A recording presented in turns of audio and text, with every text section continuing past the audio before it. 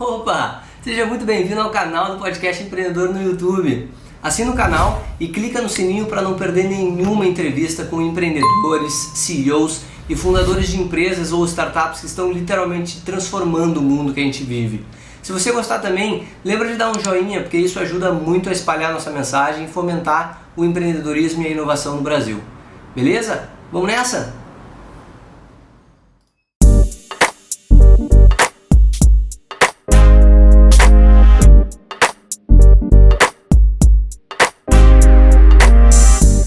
Fala, empreendedor! Fala, empreendedora! Sejam muito bem-vindos ao nosso Podcast Empreendedor, podcast do Distrito Empreendedor. Meu nome é Eduardo e eu estou recebendo aqui comigo hoje o Lauro Madalosso Nunes. O Lauro trabalha, é sócio da startup Apus HR Analytics, uma startup de People Analytics, e hoje a gente vai falar focado sobre esse tema. People Analytics foi uma coisa que a galera pediu para a gente conversar um pouquinho. Lauro, seja muito bem-vindo, cara. Vamos conversar hoje sobre People Analytics, um pouquinho sobre esse tema. Fica bem à vontade, o nosso lance aqui é bem informal. Fala, Eduardo, tudo bem? Primeiramente, muito obrigado pelo convite, cara. É um prazer para mim estar aqui falando contigo e para o pessoal do Distrito sobre esse tema que tanto me interessa e que já faz um tempo aí que eu estou na estrada junto com a Apus tentando disseminar esse conteúdo Brasil afora. Vamos lá, então. Antes de falar de People Analytics, eu acho que é interessante a gente contextualizar algumas coisas. Nós estamos vivendo uma era de transformação digital muito forte. Isso é uma oportunidade incrível que a gente está passando. A quantidade de informações que nós temos hoje, se a gente comparar com antigamente, ela é exponencial. Tem um estudo que mostra que nos últimos 2 anos foram coletados 9 vezes mais dados do que em toda a história da humanidade. Isso é chocante. Se a gente parar para pensar hoje, tudo é informatizado. Se eu atravesso a rua para ir no mercado, eu estou com um celular no bolso e, de alguma forma, sabem onde eu estou sendo monitorado. É meio Black Mirror, assim, mas é fantástico. A gente tem os dados hoje para serem utilizados. E quando eles são utilizados para coisas positivas, a gente tem resultados muito bons com isso. Toda essa transformação digital, ela está cada vez mais presente dentro de gestão de recursos humanos, dentro do RH. Nós viemos de um RH que entre os anos 80 e 2000, ele tinha como preocupação quase que exclusiva folha de pagamento, registro de funcionários. O foco era em serviços operacionais dentro da empresa. Hoje, nós estamos vivendo um RH com um foco muito mais em serviços analíticos, focados no negócio da empresa, usando dados, método científico, inteligência artificial, para ter um papel muito mais estratégico dentro da empresa e ajudar na gestão de talentos. A Deloitte fez um estudo super interessante, ela faz um estudo super interessante todo ano sobre tendências em cima de gestão de recursos humanos. Ano passado, eles entrevistam em torno de mais de 10 mil gestores em mais de 100 países no mundo. Ano passado, People Analytics era uma prioridade para 51% das empresas do mundo. Esse ano, no estudo de 2018, esse número aumentou para mais de 80%. Então, a gente não está falando de algo que é uma moda, nem nada do tipo. A gente está falando de uma realidade já. Não é mais uma coisa que quero fazer People Analytics. Não, People Analytics é uma necessidade já para as empresas. E agora a gente chega na definição do que é People Analytics, né? Dado todo esse contexto introdutório, o que é esse tal do People Analytics? Definição de livro, que eu gosto de dizer, ele é o processo de coleta, organização, análise dos dados sobre o comportamento das pessoas. Tudo isso para contribuir no processo de tomada de decisão dentro de uma empresa. A gente pode falar de outra forma, ele é o reconhecimento que as pessoas são o bem mais valioso dentro de uma empresa. Portanto, é necessário que a gente consiga mensurar o que torna elas felizes, engajadas e produtivas dentro do ambiente de trabalho. O People Analytics traz o rigor científico para dentro da área de recursos humanos. E aí tem uma coisa que eu gosto de salientar, ele não veio para substituir a tomada de decisão das pessoas, muito pelo contrário, ele veio para apoiar ela, para embasar essa tomada de decisão em dados e fatos, saindo de vieses e opiniões pessoais que as pessoas tenham dentro da empresa e trazendo para o jogo os dados e fatos para essa tomada de decisão. Por isso que ele é tão importante dentro de uma empresa. Bom, essa é a definição de livro. Agora, como eu gosto de explicar, a forma que eu mais gosto de sintetizar o que é People Analytics que é o processo de descoberta, interpretação e comunicação, principalmente, de padrões relacionados às pessoas que façam sentido para o processo de tomada de decisão e melhoria de desempenho. E é isso, essa é a definição de People Analytics, não é nenhum monstro, é simplesmente utilizar método científico e dados para tomada de decisão em cima, sobre pessoas dentro de uma empresa. Eu gosto de dividir em etapas a maturidade que eu chamo de projetos de People Analytics dentro de uma empresa. E aí, para resumir para vocês, eu vou dividir em quatro etapas, assim. A primeira delas, e a mais simples de se iniciar, assim, no pontapé inicial de People Analytics dentro de uma empresa, que muitas pessoas me perguntam, é descobrir o que está acontecendo, o que aconteceu. Então, a gente chama isso da parte descritiva de Analytics. Nessa fase, são empregadas técnicas e abordagens estatísticas para, mais do que eu fazer suposições e hipóteses, eu use os dados para confirmar as minhas suposições, ou seja, buscar respaldo nos dados para entender o que está acontecendo dentro da minha organização. A segunda fase, um pouco mais evoluída, é onde a gente busca entender o porquê aconteceu, não só o que, mas o porquê que está acontecendo determinada coisa dentro da minha empresa. A diferença para a fase anterior é a capacidade de eu fazer correlações e investigar relações causais entre as coisas. Um exemplo para vocês. De que forma a satisfação e o desempenho dentro da minha empresa podem influenciar na saída de profissionais, na saída, no turnover que eu possa ter dentro da minha empresa. Então, essa segunda etapa de People Analytics, ela responde isso. A terceira etapa, e aí, assim, essas etapas, elas vão crescendo em nível de complexidade, tá? Essa terceira etapa, ela se propõe a responder o que vai acontecer. Então, eu estou entrando em predição de dados. É a fase que a gente consegue juntar informações suficientes para tentar predizer possíveis acontecimentos. E aí eu vou trazer um exemplo para vocês de turnover, por exemplo. Digamos que eu sou gerente de produto, então digamos que eu esteja trabalhando num local onde a posição, o cargo de gerente de produto, o mercado é super aquecido, tem muitas posições abertas, eu seja uma pessoa que tem uma performance muito alta dentro da minha empresa, eu tenho comportamentos super aderentes à cultura da minha empresa e entrego resultados muito bons, ou seja, eu sou um top performer, eu sou um talento na empresa, e eu estou ganhando 60% de remuneração em relação ao que o mercado paga para a minha posição. Ou seja, eu ganho bem abaixo do que o mercado paga. A chance da minha empresa me perder, dadas essas circunstâncias, é muito alta. Então, esse é um exemplo de análise preditiva, é você antecipar o que vai acontecer e sinalizar, a chance de vocês perderem o lauro é alta por causa desses fatores aqui. Então, esse é um exemplo clássico de predição de turnover nessa etapa de Predictive Analytics. A última etapa, dessas quatro que eu gosto de dividir, é a etapa onde eu respondo como podemos fazer acontecer. Ela é a etapa mais complexa delas, mas que proporcionalmente traz os melhores resultados.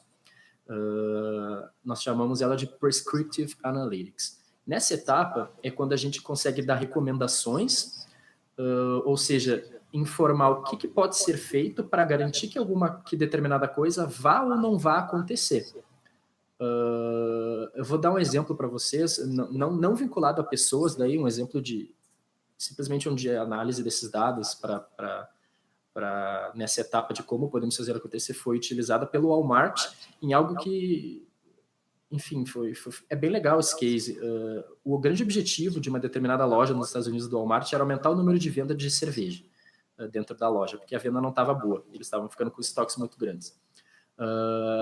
A equipe de Analytics entrou em cena e começou a analisar o comportamento e o perfil e diversas coisas das pessoas que compravam cerveja no Walmart. No final das contas, eles pediram para colocar o freezer de cerveja do lado da prateleira de fraldas dentro da empresa. Porque em cima das análises deles, o público, os pais e as mães que compravam fraldas eram um público que também comprava cerveja. Parece uma coisa totalmente sem relação, né? Mas eles mediram isso no início, mediram isso após essa mudança, e o aumento de cerveja foi substancial, assim, de venda de cerveja. Então, são coisas nesse sentido, de eu conseguir provar como que eu posso fazer acontecer alguma coisa dentro da minha empresa, enfim, tanto no âmbito pessoal como nesse exemplo que eu citei do Walmart. Uma coisa super interessante de falar, para você iniciar essa jornada de People Analytics, você não precisa, e você nem vai conseguir iniciar da etapa mais complexa, então tudo precisa ser passo a passo. O primeiro de tudo é começar a organização dos dados, enfim, coletar o máximo de dados possíveis, organizar a casa, que a gente chama. Tem um projeto do Google super famoso chamado Projeto Oxigênio, e é muito interessante os resultados que eles tiveram com esse projeto, e para a execução desse projeto não foi necessário nenhuma tecnologia absurda, nenhuma complexidade muito grande, e isso já é um grande exemplo de People Analytics. Eu vou explicar brevemente como que foi esse case aí. O projeto Oxygen, ele considerou em um projeto de desenvolvimento de lideranças, onde o Google investigou grande massa de dados de performance de gerentes e fizeram entrevistas para capturar questionários, quais eram as características de gestão que faziam o gestor perfeito dentro do Google, que faziam com que as equipes tivessem maior performance e fossem mais felizes e, consequentemente, entregassem melhores resultados para a empresa. Eles conseguiram identificar esse perfil e transformaram isso em um guia de treinamento para lideranças, onde todos os gestores do Google tivessem aquelas potencialidades desenvolvidas, aquelas características desenvolvidas. Mediram no início, mediram no fim e comprovaram que o Google passou a ter melhores gestores e, consequentemente, equipes performando muito mais por causa desse pequeno ajuste e simplesmente porque eles coletaram dados, identificaram o perfil, treinaram as pessoas e obtiveram melhores resultados. Isso é People Analytics. E eu não estou falando de machine learning nem nada do tipo. Claro, é uma curva de aprendizado, mas muitas pessoas me perguntam, poxa, Laura, eu trabalho numa empresa com poucos funcionários, a gente não tem muito recurso de tecnologia, como que eu vou fazer isso? Começa dos pequenos passos e vai evoluindo. Uma hora você vai chegar em predição de resultados, redes neurais, machine learning, mas não é necessário para você fazer People Analytics já ter esse nível de complexidade, você consegue começar com coisas mais básicas. Lauro, isso tudo tá muito legal, porque inclusive eu lembro do Maurício Benvenuti, que ele sempre fala, né, que a gente não faz uma empresa, a gente junta um time e esse time é quem faz uma empresa. Eu acho que tu traz isso muito quando tu fala que isso tudo depende das pessoas, né? E tu quebra muito dessas barreiras que as pessoas pensam de que, cara, People Analytics é coisa para empresa grande e todas essas coisas. Mas quando a gente para pensar, cara, a gente está lidando com pessoas e esses dados, eles estão na nossa frente, né? E aí eu queria te perguntar um pouquinho na prática, assim, como é que isso acontece dentro de uma empresa? Levando em consideração todas essas 4 etapas que tu disseste, que basicamente elas se dividem entre passado, presente e futuro, né? Mais ou menos isso, assim. Como é que isso acontece na prática? Como é que a Apus atinge e melhora os índices de desempenho das empresas na prática? Tá, boa pergunta. Depende muito do problema e da realidade da empresa, tá? Por exemplo, o People Analytics não é uma coisa plug and play, que a gente chama. Ou seja, o que funcionou no Google, o que funciona no Google para ter um funcionário engajado e etc., pode não ser o que vai funcionar dentro da Apus, ou dentro do distrito, ou dentro de qualquer outra empresa. Cada empresa tem a sua realidade, a sua cultura, e determinados fatores vão ter um impacto maior ou menor em cima da empresa. Vou dar um exemplo, a localidade física da Apus pode ser algo que não tem nenhuma interferência em relação à retenção dos funcionários, das pessoas ficarem ou não. Já no distrito pode ser uma coisa que interfira bastante. Então, por isso que não é um processo que precisa ser... os dados precisam ser coletados em cada empresa. Não adianta eu pegar informações de outras empresas e pegar isso como lei e aplicar na minha empresa, porque a chance de não funcionar é muito alta. Então, depende muito do problema que a empresa quer resolver. A minha dica é, primeiro, mapear um problema que você quer resolver. Por exemplo, digamos que você está perdendo muito funcionário. Então, é isso que você quer resolver no primeiro momento, é baixar a perda de funcionários, é diminuir o turnover que a sua empresa tem. Então, beleza, a primeira pergunta que precisa ser feita é por que está perdendo muito funcionários? E a resposta disso não pode ser uma pessoa que vai dar com base nos seus vieses, nos seus achismos. A gente precisa coletar dados e identificar o porquê que isso está acontecendo. Então, a primeira coisa que eu faria é entrevistas de desligamento, mapeamento de performance, é entender se as pessoas que estão se destacando, elas estão sendo promovidas, estão ganhando méritos, etc. Enfim, mapear o porquê da causa desse turnover excessivo dentro da minha empresa. Só então a gente tem condição de agir de fato e tomar alguma atitude para evitar ou baixar esse turnover que a empresa está tendo. Tu perguntou sobre a Apus, falando especificamente de Apus, nós temos 2 produtos de prateleira para ajudar na gestão de performance dentro de uma empresa. Um é o Apus Perf, que é um produto que ele é voltado para avaliação e gestão de desempenho.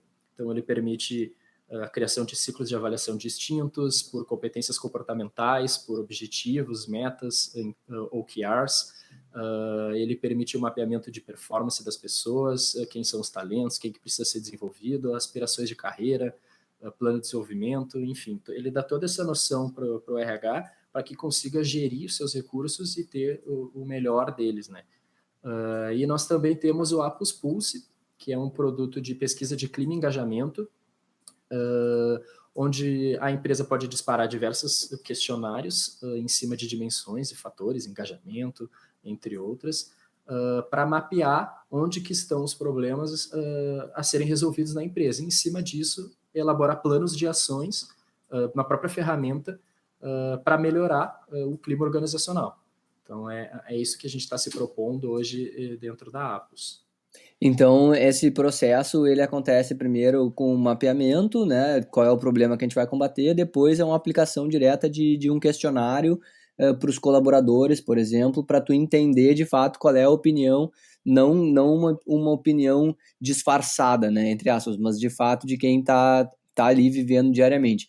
E esse questionário, Laura, falando um pouquinho mais sobre isso, como é que ele é? Ele é um questionário aberto, ele é fechado, ele é induzido, ele não é? Como é que tu atua para diminuir o erro dessas pesquisas que tu está falando, assim?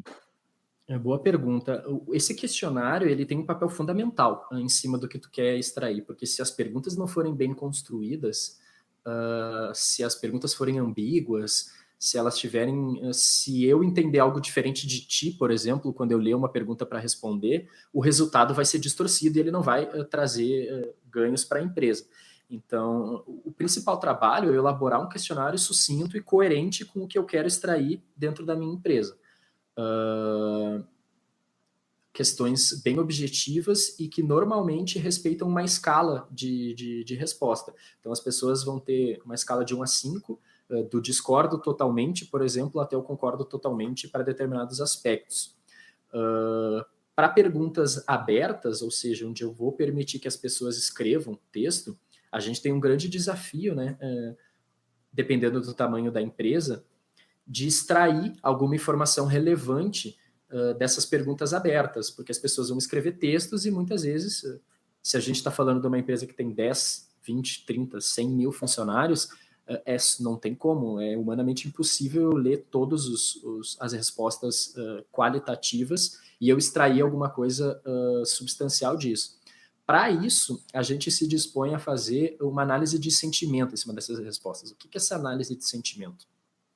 Basicamente é eu coletar todas as respostas textuais das pessoas e rodar um algoritmo que vai me dizer, que vai elencar para mim quais foram os principais temas abordados, por exemplo, remuneração, se ele foi muito citado ele vai aparecer, refeitório, enfim, qualquer palavra que foi muito citada nas respostas, e esse algoritmo identifica em que contexto ela foi citada, ou seja, se ela foi citada num contexto positivo ou negativo. Isso facilita muito no trabalho de identificação de onde estão os problemas e onde estão as melhores qualidades da empresa. Porque se eu tenho um problema no meu refeitório, por exemplo, e ele foi citado diversas vezes nas respostas, ele vai aparecer nessa análise de dados como uma palavra que foi citada num contexto negativo muitas vezes. E aí a empresa vai poder entrar no nível de detalhe, se ela quiser, e ler especificamente as respostas que foram descritas disso e tomar uma atitude para resolver o problema. Então, é através disso que a gente tenta diminuir um pouco essa subjetividade e trazer mais assertividade para a análise desse tipo de resposta dentro da ferramenta. Cara, fantástico. Eu achei muito legal essa ferramenta, que ela é muito parecida com Hot Topics, né? Tu entender quais são as palavras que as pessoas mais falam e tu ir ali e investigar por que está sendo tanto dito isso, né? Quantas vezes e por quê. E a minha próxima pergunta é, tu consegue aplicar isso, Lauro, não só para dentro da empresa, para os colaboradores, mas pesquisa de satisfação, para tu conseguir, por exemplo, entender se o teu produto ele está sendo bem aderido ao mercado. Existe essa aplicabilidade também? Claro, o case do Walmart que eu citei, por exemplo, ele não tem nada a ver com People Analytics de fato, né? Ele não em relação a funcionários do Walmart, mas sim ao público externo. Então, o uso de analytics, de dados para tomadas de decisão, ele precisa ser incentivado, principalmente no desenvolvimento de produtos das empresas, porque as coisas precisam ser testadas. Pega como exemplo grandes empresas, Facebook, Google.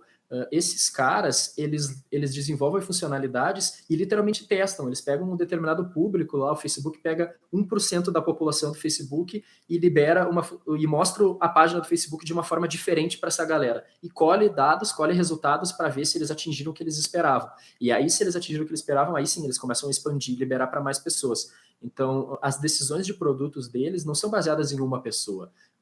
São baseadas num conjunto de dados e fatos e junto com as opiniões das pessoas, para aí sim eu tomar um direcionamento do produto, porque o que eu acredito que seja legal, talvez tu não ache legal, e talvez o público-alvo que eu queira atingir, ele não tem o mesmo mindset que eu tenho. Então é muito importante eu testar as hipóteses e ler o que os dados estão me dizendo, o que as pessoas estão me dizendo, para aí sim eu tomar as minhas decisões.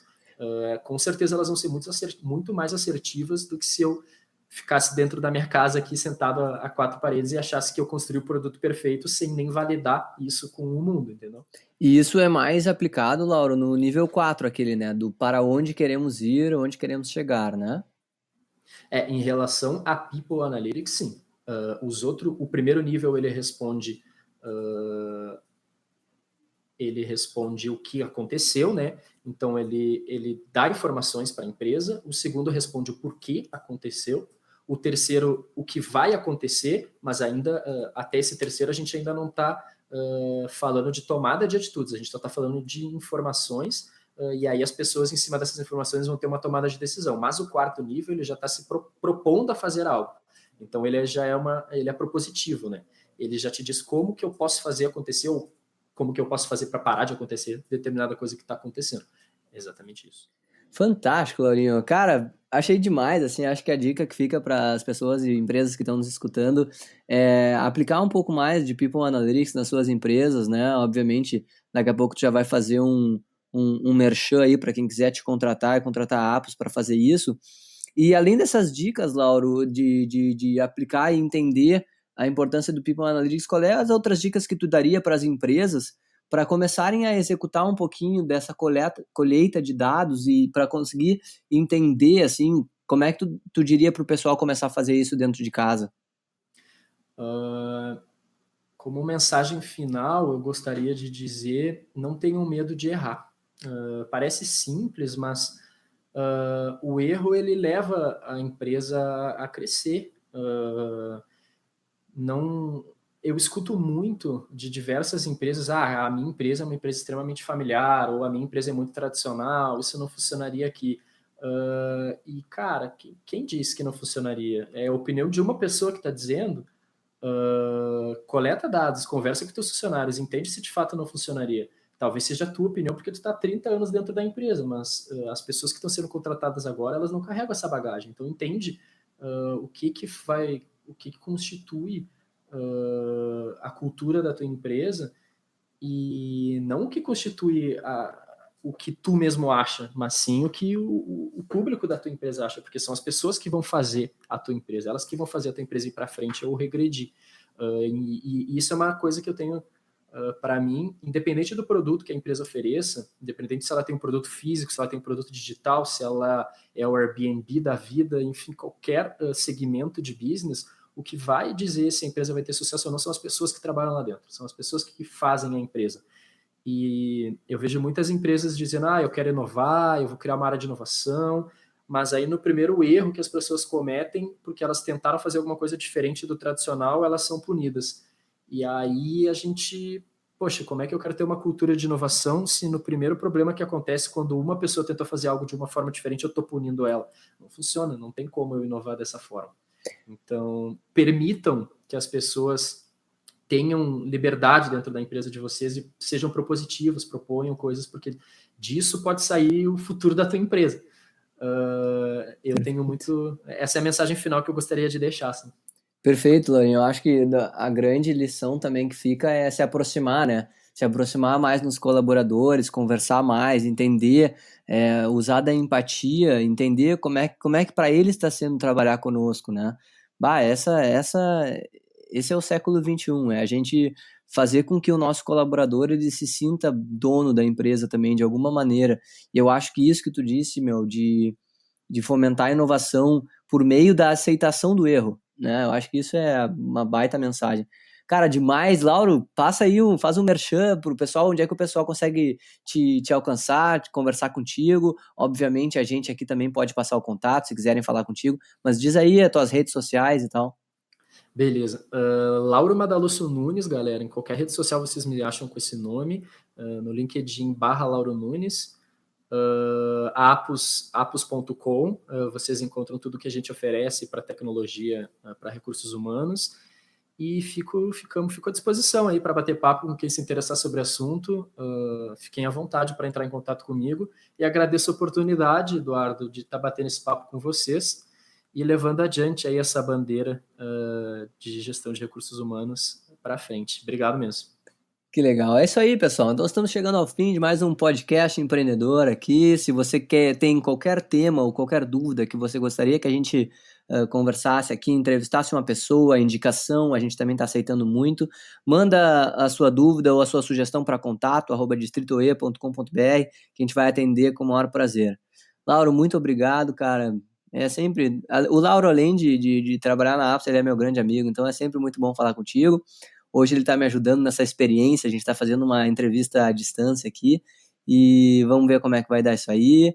E é isso aí, Lauro. Muito obrigado, cara. Muito obrigado mesmo. Valeu, um abração.